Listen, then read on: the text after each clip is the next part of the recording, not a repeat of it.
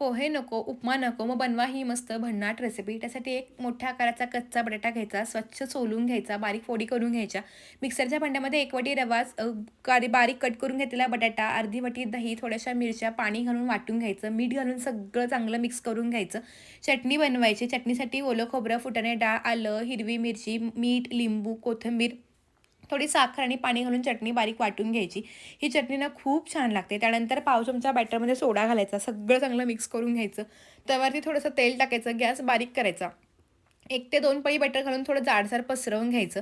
छान जाळी पडते, झाकण ठेवायचं. 2 मिनिटानंतर झाकण काढून थोडंसं तेल टाकून दोन्ही बाजूकडे हे छान असे आलू उत्तपे भाजून घ्यायचे आणि सोबत तयार केलेली चटणी तर अप्रतिम रेसिपी लागते.